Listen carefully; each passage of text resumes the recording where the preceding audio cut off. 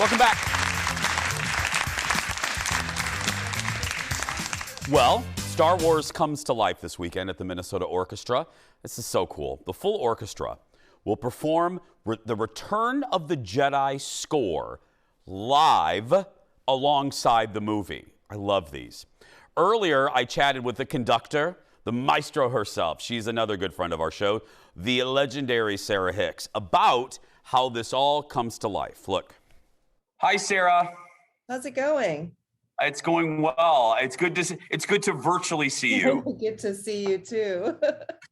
Well, I'm going to start off. You know this. You've been on the show before when you guys have done Star Wars in concert. So I'm coming at this, admittedly, as a giant Star Wars geek. So I'm always curious about the process, and I want to ask, what, in a very TV segment, 1 minute soundbite kind of way to explain it, what goes into the training to do this? Like, are you sent a copy of the movie from Lucasfilm? And how do you guys pull this off, I guess, is what I'm asking.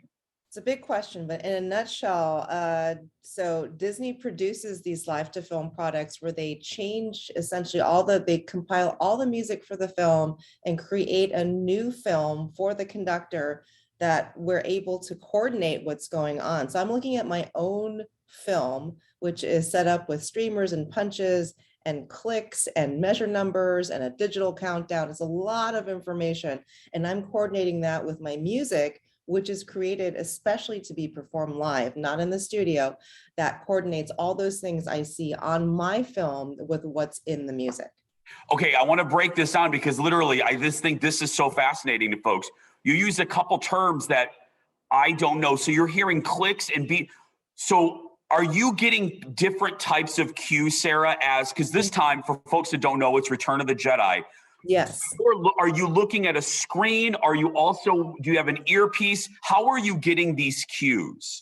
So I have an earpiece, usually in my right ear, that gives me a click that coordinates with the music. And then my screen has these lines of light that go across like this to show me when the next measure is coming. And occasionally I'll get a flash, which is the beginning of the bar. Sometimes I get a green line, which means something happens in the film there. And then I have a little thing on the bottom that tells me which cue I'm in. There's a countdown in the corner and there's a measure number and the beat of the measure. So it really, to the second or to the millisecond, lines me up to where the music should be with the film.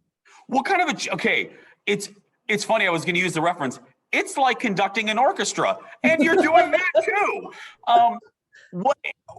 What kind of you'll know what I mean by this. What kind of a challenge is this for you? What is the most difficult part for you or the most fun challenge these types of films?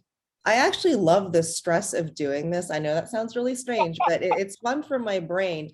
But what's hard is that the film doesn't change. The click doesn't change. It is there, it runs, it goes, no matter what happens on stage. And I have live people on stage and they react a little bit differently. Every night is different. Every performance is different. So it's really coordinating a living group of musicians with something that does not change. And sometimes it gets behind or ahead, and to bring everyone back, it's actually a lot of fun. I enjoy it. Some people find it stressful. Maybe I'm strange. Do you eat or have any sort of pre-show like beverage, or do you have a tradition? I've never asked you that before. Do you? Because I know I was hearing some performer talk. They were a stand-up comedian. They said, "Oh my goodness, I don't eat the day of the performance because I want to feel."